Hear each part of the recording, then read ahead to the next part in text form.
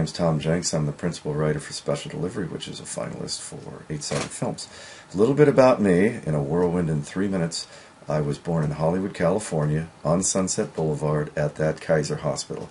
There's actually a Kaiser Hospital in Hollywood. And raised in the San Fernando Valley, Studio City, Sherman Oaks, Van Nuys. Got interested in writing probably at the same time I got interested in flying airplanes, and that was in 1974.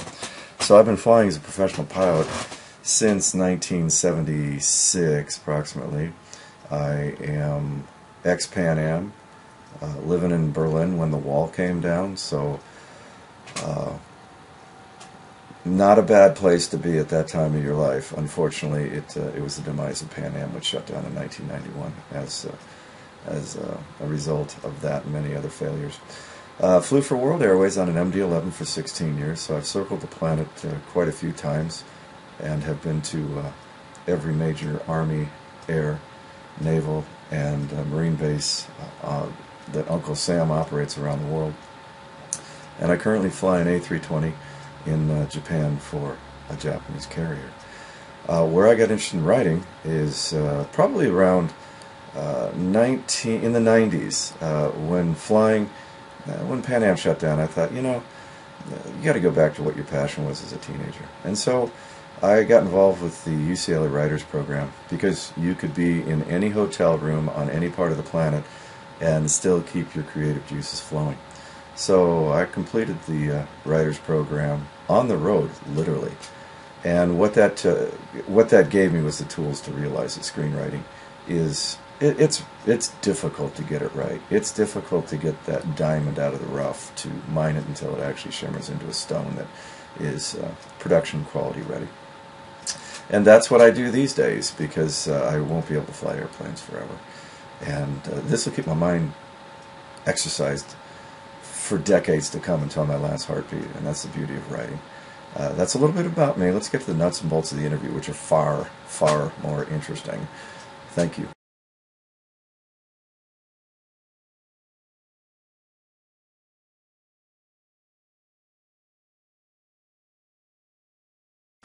What is Special Delivery about?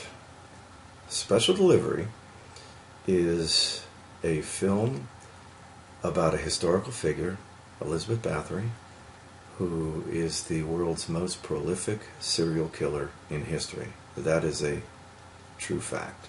She used to bathe in the blood of young women. She was the Countess Bathory from the Castle Exed in what is the former, what is now Romania, under the at the time the Austro-Hungarian Empire. And her affliction obviously was narcissism. And like most rulers that gain power, they usually are megalomaniacs. And in her case, she was both. But she thought that blood was the fountain of youth. Whether you bathed in it, literally, in a tub, or whether you drank it from young women. And where this movie takes off in modern times is she is a vampire, and vampires don't die. And what we have done as a spin on this is that mutations, royal families, whether it's the British throne, where Elizabeth II, who is actually, really, she's German, from the Hohenzollern family, hence that's why she doesn't, in my opinion, she looks a little more German than British. They don't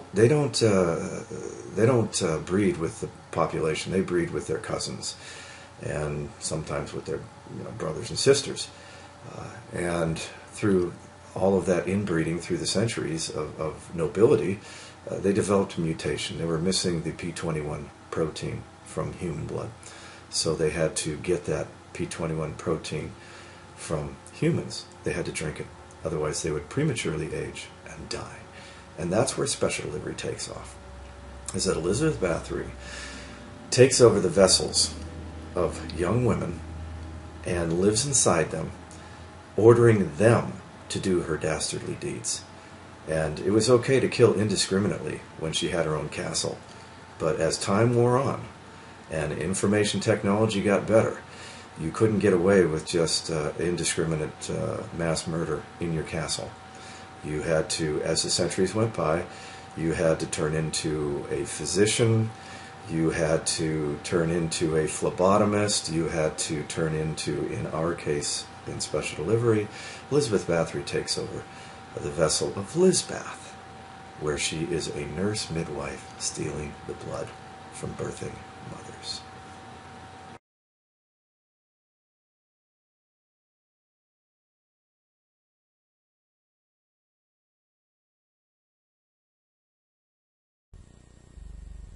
Hi, my name is Stephen Mark Sachs, and I'm going to tell you just a little bit about how the story of special delivery originated. The roots go way back to when I was a child, when I watched horror and science fiction, and particularly vampire movies, every single weekend. Went to the theater, and that's how I spent my weekends. Another thing that flows into the development of special delivery is that many, many years later, I was a research consultant for the School of Nursing at UCLA, and I worked with 3 women in the nursing department who were nurse midwives. So I knew something about nurse midwifery at the same time. Finally, Anne Rice wrote a fantastic novel called Interview with the Vampire, made into a movie starring Tom Cruise and Brad Pitt. And one of the characters, Louis, didn't want to really hurt people and wanted a way to subsist, and he tried living on rat's blood for a while instead of hurting people.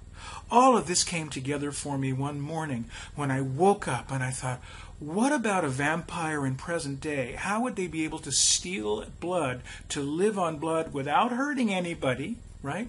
And below the radar of the police. And I thought, what about a nurse midwife? What about what she does to the women in the privacy of their own homes as they're putting out the baby and there's a lot of blood in the placenta, and they can get all of this stuff free surreptitiously and subsist and not hurt anybody. But what actually happens is, in special delivery, a serial killer back from the past, I don't want to tell you too much about her, but a serial killer infests the body of this nurse midwife and causes her to steal blood and then begin to do more and more vicious things. And that produced the novel, Special Delivery, which I authored several years ago, and now with Tom Jenks' fantastic screenwriting abilities, the screenplay, Special Delivery.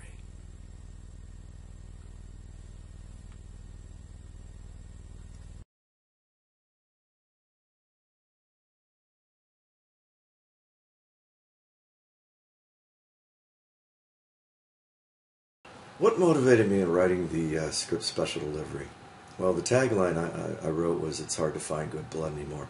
And that goes back to what created this mutation, the lack of the P21 protein gene in the vampire's blood. And it's because of all the inbreeding of the royals, all the way back to the original kings, all the way up to the modern times, where if you look at Elizabeth II of England, she came from the Hohenzollern family of Germany. So it had to be a little embarrassing when they had to sell a war, the second war, after somehow surviving the first war, that the English are going to go fight against basically her family in Germany. So, but since the first time of the kings and queens, you had cousins fornicating, all the way up to brothers and sisters. So at some point you're going to have a mutation. And this mutation was why we should be empathetic to the vampire. They just were trying to do what they were supposed to do as royals, because they're the closest to God. The king is the closest to God, or the church. So in Elizabeth Bathory's case, she used to round up young women, literally in the villages, and have them carted to the castle Exed, where Countess Bathory would butcher them, literally pour their blood into a bathtub and bathe in the blood of young women, because her narcissism was convinced that was her fountain of youth, that she would never die, when it really was just the mutation that was creating her issue, as well as all the vampires of her era and today. So as the Gutenberg press came out, the royals couldn't do their dastardly deeds because you now had a way of transferring information. And that was the original information highway. And then as we bounce from century to century, you couldn't get away with this stuff behind your castle walls. You had to eventually venture out and hide in plain sight. And whether you did that as a surgeon, whether you did that as a phlebotomist, or in Lisbeth's case in our modern times, where we jump from this backstory to this story, it's hiding inside the vessel of a young woman who is a nurse midwife. So you have this megalomaniac that is literally living inside her fountain of youth, while that vessel is stealing the blood of young birthing mothers. And they had to be young birthing mothers. They couldn't be old birthing mothers. So she is hiding in plain sight, surreptitiously taking away that very special moment that mothers are having, is giving birth to their kids and stealing their blood.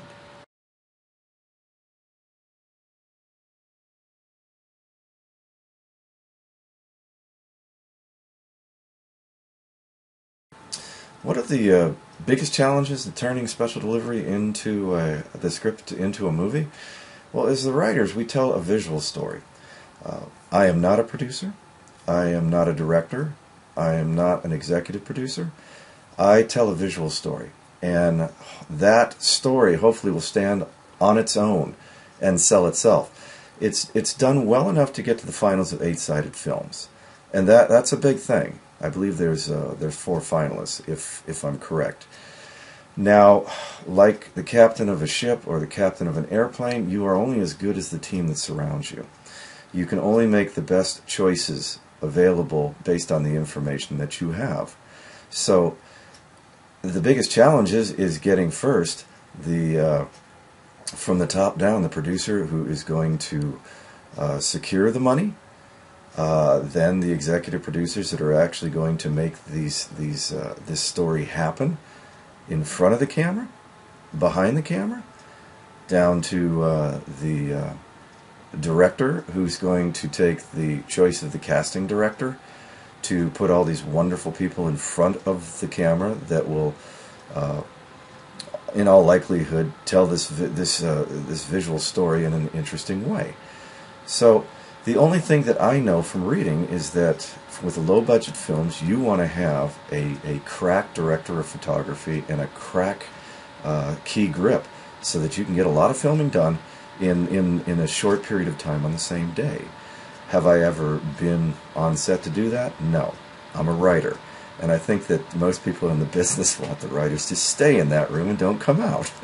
Because however many rewrites you've done, you might just get kicked off the project and go on to another job.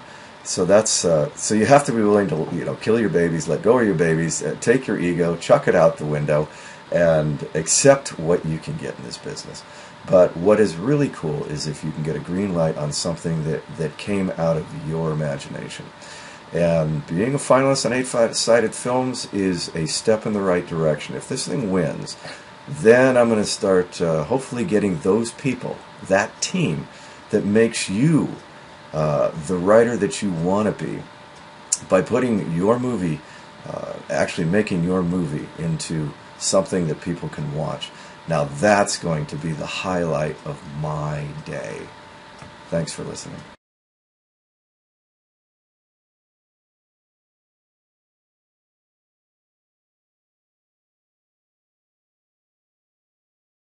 Why do I believe in my script? Why do I believe in all my scripts? And why should somebody else? Because if you are willing to go the entire marathon with all the rewrites, it starts with the idea. And if an idea stays in your head, there's obviously something that's the gears are turning as to why you think that this will make a good visual story.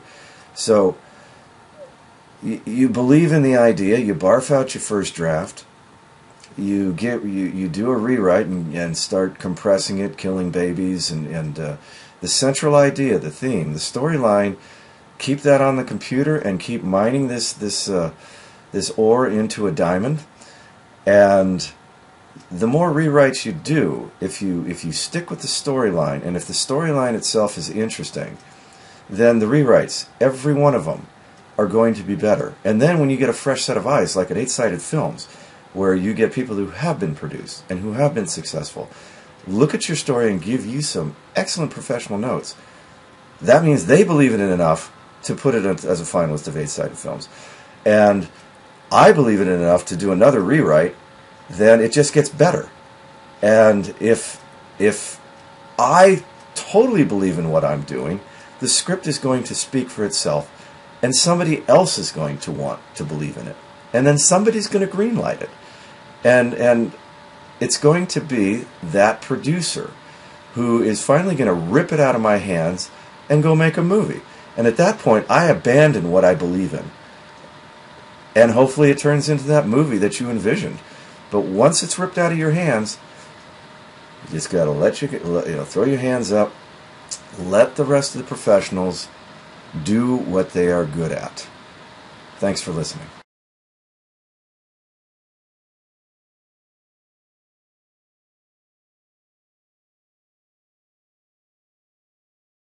And all that brilliant stuff that you think you have in your head, and most likely do, is going to end up on paper, saving you a whole lot of time staying within the structure of that storyline.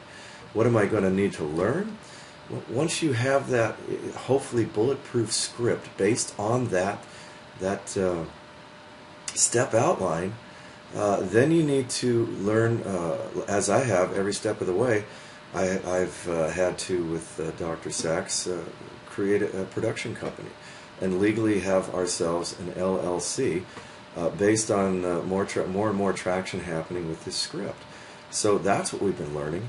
And for me, it's about learning what the producer does, securing the money and actually getting money into an escrow account.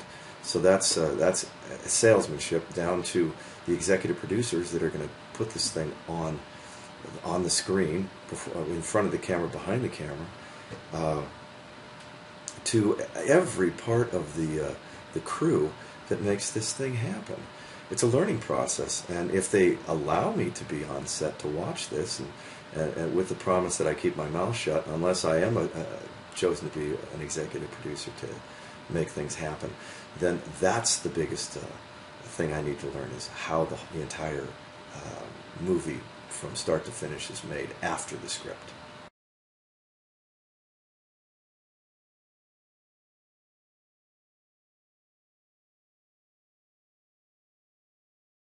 It really is just human, if you will, with a mutation.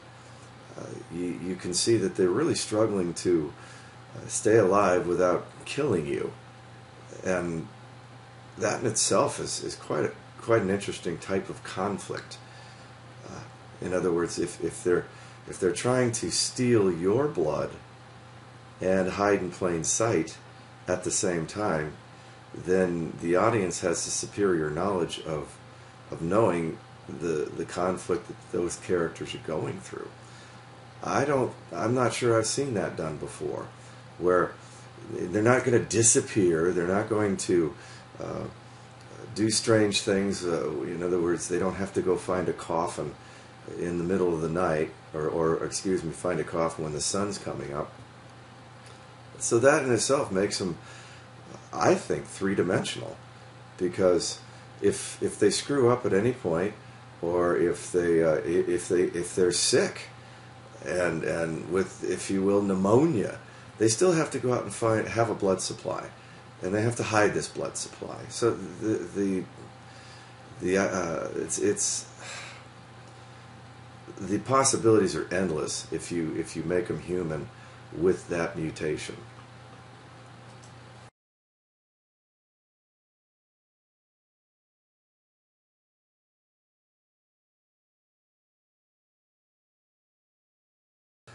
Why should you pick me and special delivery to work with? I'm an airline pilot. I have been beat up. I've survived the demise of Pan Am. I have survived living in different parts of the world where I wasn't the majority. I lived as the minority, so empathy kind of runs through my blood, no pun intended. And with any type of writing, whether it's film or television, if you can lock yourself away with the writers in the writer's room for television and just let that collaborative effort take place and let the genius come out of that collective effort, not just out of your ego, then you're somebody who's easy to work with. With film, it's a lonely process because you're not in a writer's room with a bunch of people. You may be asked, if you're lucky, by the people that are going to greenlight your film to be part of the rewrite process. But most likely you're going to be fired and sent off with what we hope is a nice paycheck to remind us why we do this. But based on the notes that I was given from 8-sided films for special delivery, it was just the coolest thing to see a fresh set of eyes look at the story outside of your head, and then boom, the gears start turning again. Yeah, I didn't think of it that way, and then when you get more and more people involved, you're basically doing the writer's room collaborative effort. And man, if I could be chosen to do the rewrite based on Tennyson's notes, now that's a challenge. It's one of those artistic challenges that you're champing at the bit to yeah, I want to do this. This looks really cool, and I'll probably be able to nail out 5 or 10 pages a day. And since I'm divorced, I don't have somebody screaming over my shoulder, hey, what about me? Well, it's about my characters right now. So, yeah, that would, just lock me away in the writer's room with some good notes, and then open the door if you want to see me and see what I've got. And when you're happy, just rip the darn thing out of my hands, and I'll be happy too.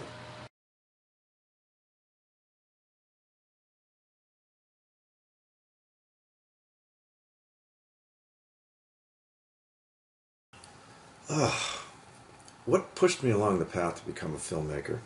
Well, it's kind of it's its own inertia. Like right now, it's getting closer and closer to being a filmmaker because the script special delivery is gaining more and more momentum. Like I said in the last interview, once we started to have to get serious about that, we had to make our own production company. But let's bounce back into about 1974. I had an interest in both flying airplanes and writing, and I was doing all my undergraduate work at LAVC, Los Angeles Valley College, to get into the UCLA film department, and diligently had my Dean's List grade point average, and put out my most wonderful barf. And that's really what it was as I read back on it today. It was barf. And so UCLA sends me back the notice. The UCLA film department says, thanks, but no thanks. So I do a rewrite on that darn thing, and I send it off to USC. Now, isn't that funny how it's always about the rewrites and making something better and mining the ore until you have a glimmering diamond? Well, USC goes ahead and accepts me. Well, that was the Pyrrhic victory of well, guess what? You got the talent, but you can't afford to go to USC. It's not a state university, so you're screwed unless you want to really take a chance and mortgage your entire future, which in hindsight probably would have worked, because in the 70s, man, the filmmakers, oh gosh, from the greats, Spielberg, Lucas, Kubrick, I mean, just keep on going down the line. Scorsese. I mean, they were all making it in the 70s by going to either UCLA, USC, Columbia. I'm assuming, I don't know where Kubrick went, but so here, the Pyrrhic victory was I got accepted by USC, and I have a good credit rating because I'm averse to financial risk. But as a filmmaker, you're always right in the thick of financial conflict. It seems like that term is just perfect for what you're always trying to create is conflict. So here I am at this point in my life, and I think where because USC turned me down, I still had to go out and make money. I was a young kid, 18, 19 years old, or excuse me, 20 years old. And so what I did well was I started flying airplanes at 15 years old. And I didn't start out wanting to be an airline pilot, but I did. So that was the other love. It was being able to get in an airplane and see the entire planet. And I literally did. Ex-Pan Am, living in Berlin, Germany, when the wall came down. Pretty cool place to be in that part of the 20th century. To their demise, to flying around the world in an MD-11 for World Airways as a young captain in my 40s. And I stop right there because where this, if you will, midlife crisis of woulda, shoulda, coulda, took place in Hickam Air Base in Honolulu. Hickam Air Base is the same base as the Honolulu International Airport. And that's where in December 7th, 1941, if I remember correctly, whatever Pearl Harbor Day was, those were all the planes where they were hangared and parked. On that field, Hickam Field, you can still see the shrapnel in the hangars, even today, from the bombing of Pearl Harbor. Well, Hickam Air Base was the collateral damage. You only hear about Pearl Harbor. So I'm picking up all these soldiers on Hickam Air Base, and I'm flying them from Honolulu to a small town in eastern Australia called Rockhampton. And what the U.S. soldiers would do with the Australian soldiers is annually they would do this Operation Tandem Thrust. I always thought that was an interesting term, tandem thrust. But they would do joint exercises, the U.S. military and the Australian military. And after I drop them off, we'd stick around Rockhampton for a few days. And Rockhampton is an old cattle town. Really, it's like you would just be showing up in Galveston, Texas.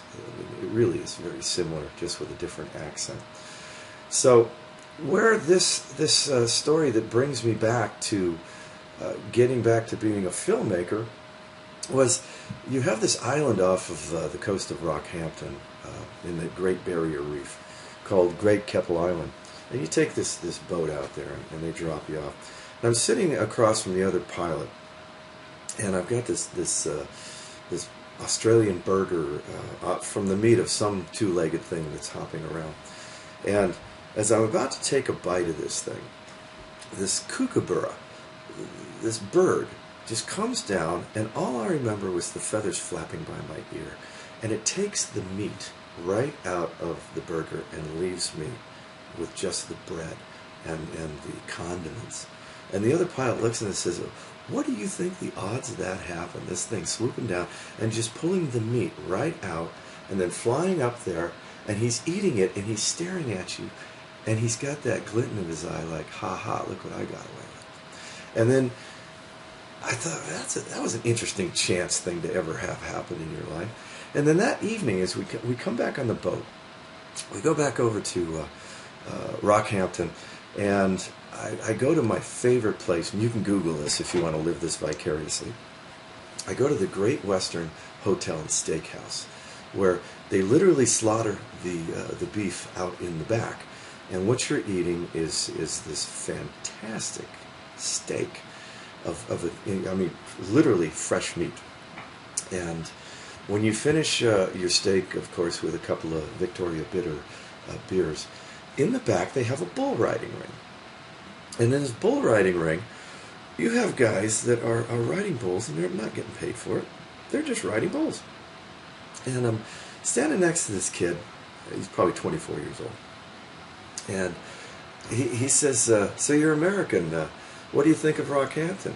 And I said, well, today I had my meat stolen from me by a kookaburra on Great Keppel Island.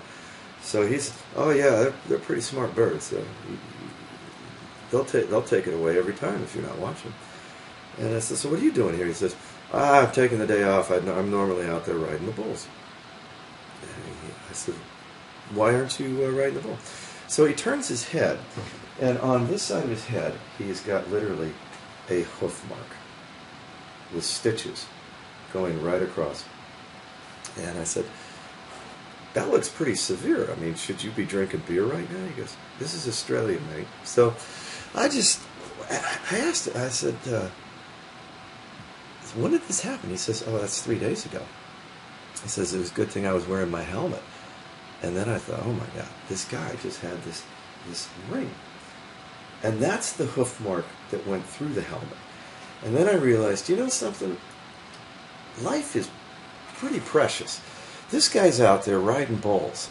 I mean, and we're watching him right there. People getting bucked off these bulls, trying to stay on for 8 seconds. And watching this kid, just as matter-of-factly telling what happened just a few days ago. And can't wait to get back in there. I thought, you know something? Why aren't I doing the same darn thing? I mean, I've accomplished one love, and that's I've seen the world.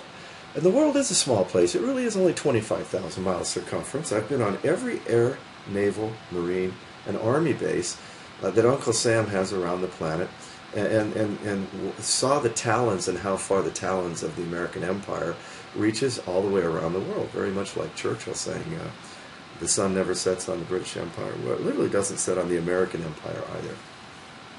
So I'm taking the troops from Rockhampton back to Hickam Air Base in Honolulu. And it was when I was taking my break from the left seat, the captain's seat, over the Pacific Ocean, just looking out right in the middle of nothing, unlimited visibility, just blue ocean, gorgeous skies, and just very little wisps of cirrus clouds. And I thought, you know, yeah, this is a good time this is a good midlife crisis to have. So I dropped the troops off at Hickam, got on an airplane, well, of course, after going to Duke's in Waikiki Beach, and then the following following evening flying back to L.A., where I'm right in the middle of everything in L.A. Nothing's changed.